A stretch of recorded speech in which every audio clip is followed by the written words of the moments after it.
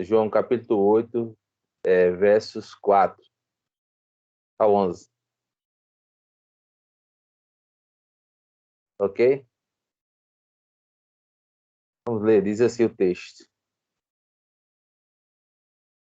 Disseram a Jesus: esta mulher foi encontrada no próprio ato de adultério.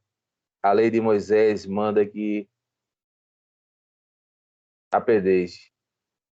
O que o senhor acha? Eles estavam procurando apanhar Jesus, dizendo alguma coisa que pudesse usar contra ele. Mas ele se abaixou e escrevia na terra com o dedo. Ficaram esperando uma resposta. Então ele se ergueu e disse: muito bem, jogue pedras até ela, até morrer. Mas só aquele que nunca pecou pode jogar a primeira. Depois abaixou-se de novo e escreveu mais um pouco na terra, e os líderes judaicos foram saindo, um a um, começando pelos mais idosos, até que só deixaram Jesus com a mulher, diante da multidão. Então Jesus se ergueu novamente e disse a ela: onde estão os teus acusadores? Nenhum deles condenou você? Não, Senhor, disse ela. E disse Jesus: eu também não. Vá embora e não peques mais. Pai, graça te damos, louvamos pela tua misericórdia, pela tua fidelidade. Concordamos com o coração da tua igreja, do teu povo. Fala conosco, Deus. Precisamos ouvir a tua voz. Assim que nós oramos, em nome de Jesus. Amém. Amém, queridos? Irmãos, esse texto que Deus tem para as nossas vidas, sei que vocês conhecem o bastante. Só que Deus vai falar com você nessa noite aqui de uma maneira, de uma forma diferente. A palavra do Senhor se renova a cada manhã. O que nós vemos aqui, queridos? Vemos aqui um problema. E um grande problema. E quem aqui nunca passou por um problema? Agora vamos pensar aqui. A situação dessa mulher que foi pega num ato de adultério. Como é que essa mulher poderia sair desse problema? Ela não tinha saída. Pelo menos olhando da lógica e da visão humana. Mas acredite, nós sempre teremos uma saída da parte de Deus para a nossa vida. Amém? Se você está passando por dificuldade, se você está passando por problema e não vê uma saída, o nosso Deus é fiel, é poderoso para nos mostrar uma saída. Aqueles homens ali, como acabamos de ler, eles focaram no problema, no baita problema, a fim de trazer mais problema. Vocês acreditam que diante de um problema, tem gente que não quer resolver o problema, tem gente que quer arrumar mais problema? Imagine você num trabalho, por um ato falho seu. Imagine você na sua casa, algo que trouxe um problema. Muitas pessoas não chegam para trazer uma solução, mas elas focam no problema. E todas as vezes que alguém focar no problema, lembre-se disso. A pessoa está querendo arrumar mais problema. E aí vem um sentimento de culpa, vem um sentimento de tantas coisas que às vezes nos faz tão mal. Interessante, amado, é que quando o nosso Deus chega na nossa vida, ele chega para nos abençoar, ele chega para trazer uma palavra de vitória, ele chega para cuidar da nossa vida. Por mais que a verdade seja dura, ela é libertadora para a nossa vida. Ela é como um remédio eficaz, que pode doer, mas ela cura. E Jesus é a verdade. Amém? Jesus é o libertador. E Jesus estava ali e eles querendo arrumar mais problema, eles parece que pouco estavam se importando com aquela mulher. Tanto é que apresentaram não a causa em si. Cadê o homem? Apresentaram a mulher. A lei era para os dois, mas apresentaram a mulher. E apresentando a mulher, eles colocaram foco nisso e dizer, ó, essa mulher foi pega num ato de adultério e a lei mosaica diz que devemos apedrejar. E tu, o que é que dizes? Eles fazem uma transferência do problema para Jesus, para que Jesus certamente falasse, então vamos apedrejar.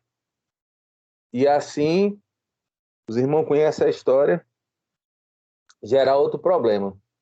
Porém, Jesus, com a sua sabedoria, Jesus, com a sua misericórdia, Jesus, com o seu amor, Jesus não age por impulso. Jesus usa a sua infinita sabedoria. E nessa noite, Deus já começa falando contigo. Diante de um grande problema, não haja por impulso. Não haja pela emoção, não haja pela razão. Peça sabedoria a Deus. Peça sabedoria do alto, para que Deus lhe dê um direcionamento. Nem sempre, irmãos, o que nós olhamos aos olhos humanos do ponto de vista de Deus, temos razão. Às vezes, julgamos as pessoas, mas esquecemos que da maneira que nós julgamos, seremos julgados.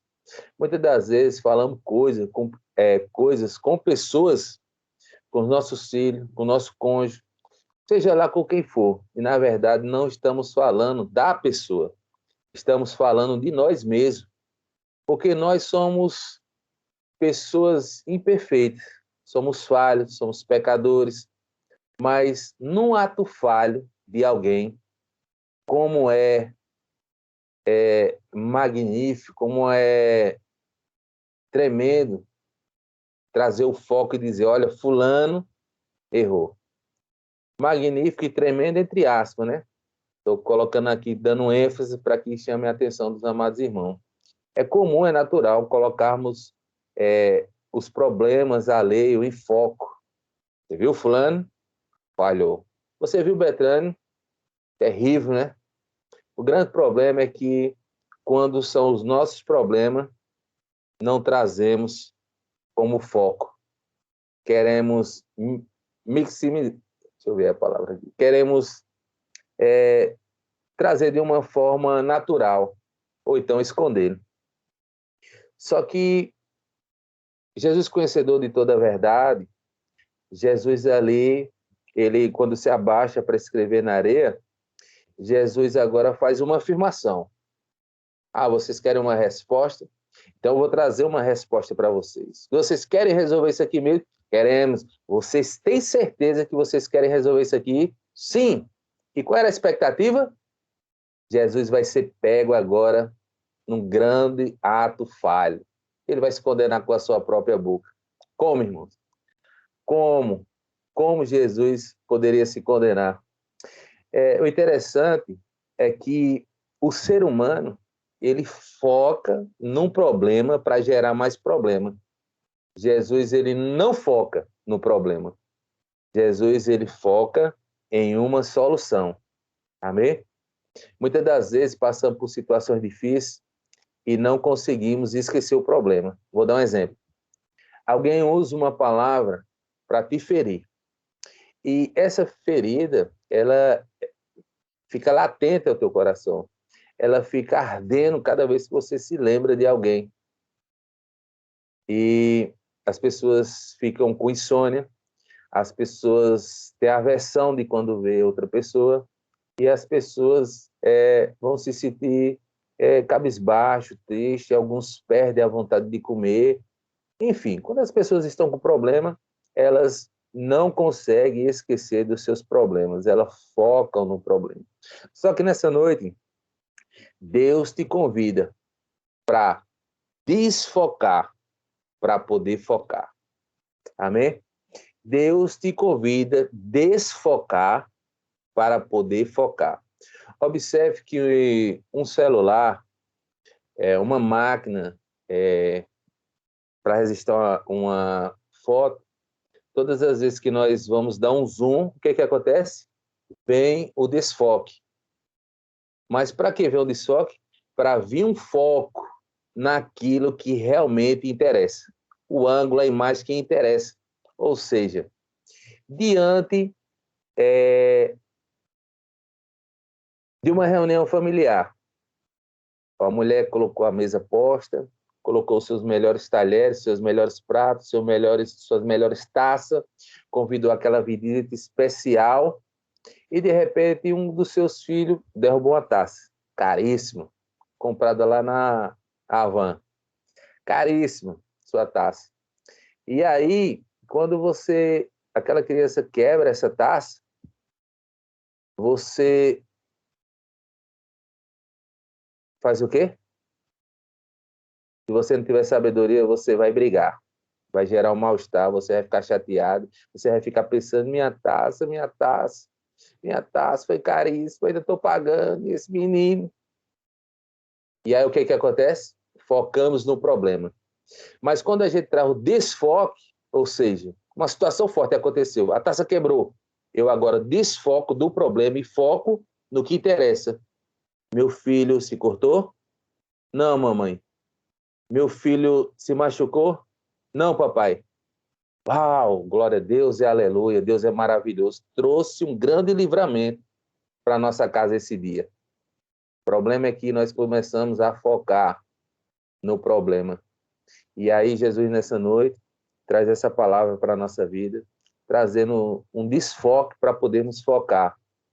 Desfocando dos problemas para focar na solução. Exemplo, todas as vezes que passamos por luta e por dificuldade, focamos no problema. E esquecemos de quê? Da grande e poderosa mão de Deus sobre a nossa vida. E todas as vezes, quando estamos debaixo da sua mão, no esconderijo do Altíssimo, o que nós fazemos? Esquecemos do problema, trazemos o desfoque do problema e focamos em quem? No autor e consumador da nossa fé. Vou trazer um exemplo aqui para vocês entenderem um pouco o que Deus está falando. Já falei, não sei se eu já falei com os irmãos, mas já falei bastante esse testemunho. Quando eu estava no hospital, quando eu estava buscando muito a presença de Deus, porque minha mãe estava ali, eu entrei lá, orava muito, pedia muito, e Deus se manifestou naquele lugar, usando a vida de uma cozinheira, e ela falava em mistério, e Deus trazia a palavra. Eis quem viu a cura dessa mulher hoje. Os médicos não sabiam o que fazer, já tinha bastante tempo, nós já estávamos todos preocupados, estávamos ansiosos, estávamos vivendo naquele turbilhão de emoções, mas não conseguíamos desfocar para focar no que realmente interessa, nossa fraqueza humana, e qual era o desfoque que precisava, e qual era o foco que precisava vir para a nossa vida. Deus falava assim, diga a essa mulher, diga a minha serva, diga a minha filha, que hoje estou enviando a sua cura. Diga apenas a ela que louve o meu nome. Amém? Então, o que nós pedimos? Cura, cura, Senhor, cura, levanta, Senhor, cura, Senhor, não aguento mais, não suporto mais, cura, levanta, cura, levanta, cura, levanta. Ei, que Deus disse naquela noite foi, eu estou enviando a cura. Diga a ela apenas que louve o meu nome. E muitas das vezes fazemos o quê? Cura, levanta, cura. Irmãos, já orou, já pediu. Começa a adorar agora. Começa a esquecer agora do problema. Não é fácil. Eu sei que não é fácil porque eu já passei por isso. Mas naquela noite Deus se manifestou para a gente de uma forma gloriosa. E quando ele diz, diga apenas que louve o meu nome, eu desfoquei da palavra do médico, eu desfoquei de todas as dificuldades, eu desfoquei da medicação, eu desfoquei de quantas agulhas minha mãe já tinha tomado, eu desfoquei de tantos pensamentos negativos que vinham na minha cabeça, eu simplesmente comecei agora a pensar, o que é preciso para minha mãe adorar a Deus? O que é preciso para engrandecer o nome dele? Vamos fazer isso, vamos louvar, vamos adorar. Para a honra e glória de Deus, minha mãe saiu dali, firme e forte. Então, será que não chegou a hora de você desfocar dos seus problemas? Dar um basta nessa situação? De que forma? Eu vou olhar para meu Deus, que é grande.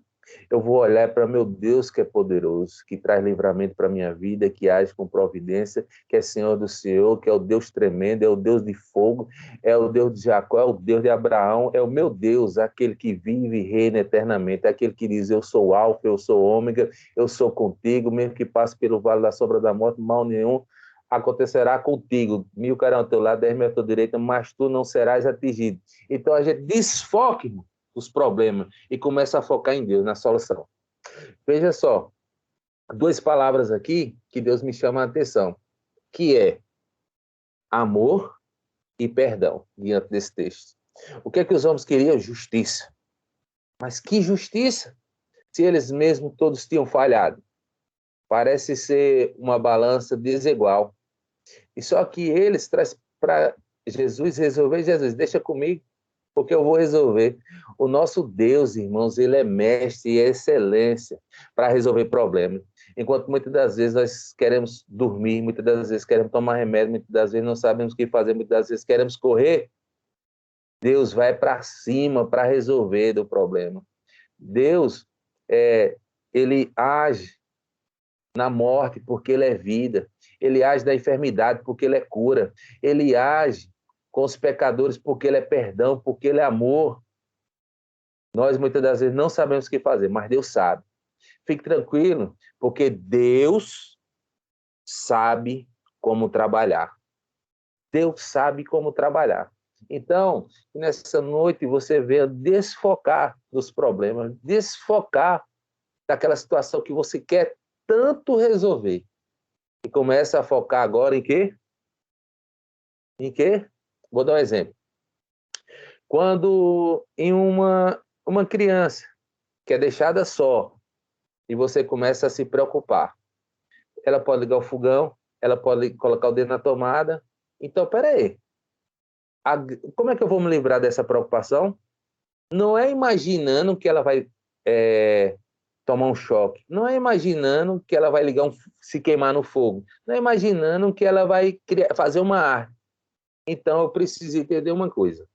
Eu desfoco desses pensamentos que constroem imagens terríveis para bagunçar as minhas emoções, para perturbar o meu espírito. E eu faço o quê? Eu começo a focar em quê? Na solução. O que é que causa risco ao meu filho? Deixar só. Então, eu tenho que arrumar uma forma de não deixar ele só.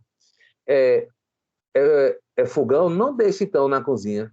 É tomada? Providencia algo para ele não tomar um choque. Então, você fazendo isso, você vai começar, então, a governar suas emoções, os seus sentimentos. E seu espírito agora vai estar pronto para acreditar que Deus tudo faz. O grande problema, irmão, que às vezes nós queremos acreditar que Deus vai fazer tudo pela nossa vida, focando que Ele é o Deus Jeová Jireh. E realmente Ele é Jeová Jireh e Ele faz. Mas Deus, Ele nos abençoa de uma forma tremenda, que Ele nos ensina muitas coisas. E nessa noite Deus está ensinando aqui o quê? Amor e perdão. Vou dar um exemplo. Outro exemplo. Aqueles homens olhavam para aquela mulher simplesmente para ler, mas porém todos precisavam passar por um julgamento, porque todos tinham errado, todos tinham falhado. Poderia não ser da mesma forma, ou da mesma forma, só que quem caiu na malha? Aquela mulher estava sendo colocada à posta. E aquela mulher sendo colocada à posta, o que Jesus faz? Jesus traz uma afirmação, diz, tá bom, vocês trouxe esse caso para mim, vocês querem que eu traga uma palavra, eu vou trazer. Aquele que não tiver pecado, atire a primeira pedra. E o silêncio ecoou. E o silêncio reinou. E o que aconteceu? Do mais idoso ao mais jovem, todos foram embora. Todos partiram. Todos saíram. E Jesus chega para aquela mulher e diz o quê? Quem te condenou? Ninguém, Senhor. Nem eu também te condeno. Vá e não peques mais. Jesus trouxe uma solução para a vida daquela mulher. Porém, o que Jesus está enfatizando ali? Quando as pessoas veem o problema, Jesus vê a solução. Em que sentido? Jesus desfocou, Jesus tirou aquela mulher da situação de risco, mas Jesus não deixou de resolver. Ele foi lá e resolveu. Ele tratou com ela. Jesus simplesmente diz, ó, dê licença, porque aqui eu preciso de um particular. Aqui eu sei como resolver. Vocês não sabem. Vocês querem apedrejar, vocês querem tirar a vida da mulher. Só que o que Jesus estava dizendo? Jesus estava dizendo, vocês não me vê como amor. Vocês não me vê como misericórdia. E nem tão pouco como salvação. E Jesus estava dizendo para aquela mulher, eu sou amor, eu sou misericórdia e eu sou salvação. Então, irmãos, o que é que Jesus estava dizendo? Que aqueles homens estavam querendo evitar a graça, a misericórdia e o amor de Deus na vida daquela pecadora. Porque Jesus veio para isso, para perdoar, para salvar. Jesus trouxe salvação naquela vida. Mas os homens queriam fazer o quê com aquela mulher?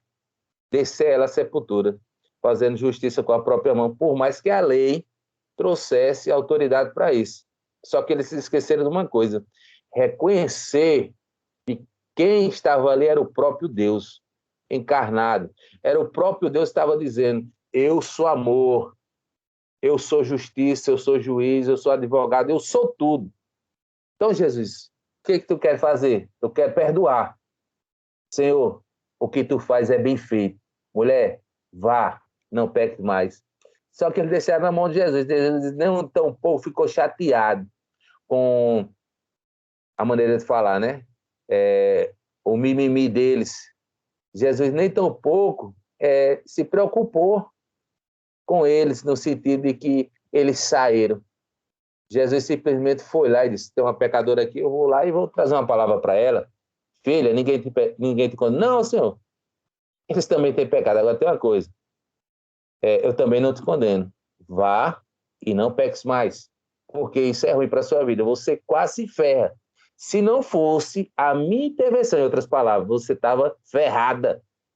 Então, se não fosse a intervenção de Jesus na minha vida, eu estava ferrado. Se não fosse a intervenção de Jesus na sua vida, irmãos, permita eu dizer isso.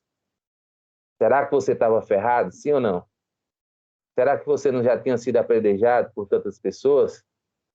Mas pelo amor desse Jesus na nossa vida. E muitas das vezes a gente quer apedrejar, a gente quer falar, a gente quer dizer um monte de coisa com os outros. E a gente esquece disso, que Deus nos amou primeiro. E se Deus nos amou primeiro, eu preciso transferir esse amor para a vida das pessoas. Se Deus não usasse de misericórdia com a minha vida, eu já estava lenhado. Mas muitas das vezes nós não queremos usar de misericórdia com a vida das pessoas. Agora, o que a palavra de Deus fala, irmãos, sobre isso que eu estou falando com você? Em Lucas, de 15 a 11, capítulo 15, versículo 11 ao 32, vai falar a parábola do filho pródigo. E a parábola do filho pródigo, qual é o grande foco? É que o filho, o mais novo, pediu herança, me dê a minha parte, eu preciso sair. E saiu. Gastou, os irmãos conhecem a história. Gastou, fez de tudo que devia e não devia, e aí ficou sem nada, desejou comer as bolotas de porcos, lembrou, na casa do meu pai temos trabalhador, eu vou voltar, pediu perdão, pai disse, pai, me aceita, pelo menos como um dos teus trabalhadores. E o pai fez o quê? Chamou os trabalhadores e disse, ó, prepare uma festa, porque o meu filho que estava morto foi encontrado, vivo. Então, prepare uma festa, um carneiro cevado, prepare uma festa. O que o irmão mais velho fez? Não usou de misericórdia nem com amor. Não conhecia o próprio pai que tinha, o coração generoso do pai que tinha. E muitas das vezes o irmão não conhece esse Deus. Tá vendo aí? O irmão fez e fez e voltou. Não teve nada. E você queria que tivesse o quê? Tem que se alegrar, irmãos, porque uma alma se arrependeu. A Bíblia diz que o céu entra em festa. É o céu que entra em festa. Então, se a gente não se alegrar, quando um pecador se arrepende, quando é que a gente vai se alegrar? Então, aquele jovem esqueceu de enfatizar o amor e o perdão do pai. Dizer, nossa, como meu pai é maravilhoso. Meu irmão fez o que fez, mas meu paizão foi lá e perdoou. e até mandou fazer uma festa, eu vou me alegrar também. E aí a gente precisa entender sobre isso, amor e perdão, porque se nós queremos ser amados por Deus, nós precisamos também amar o próximo. Se nós queremos o perdão de Deus, nós também precisamos perdoar. Entenda como Deus é justo com a nossa vida. À medida que nós semearmos, nós vamos colher. Então, a gente vai ver aí que o pai, o que é que ele faz? Ele desfoca do problema. Em que sentido? Meu filho fez o que fez, mas isso aqui não é a parte mais interessante da história. Eu não vou anular essa parte aqui. Ele fez o que fez, em outras palavras.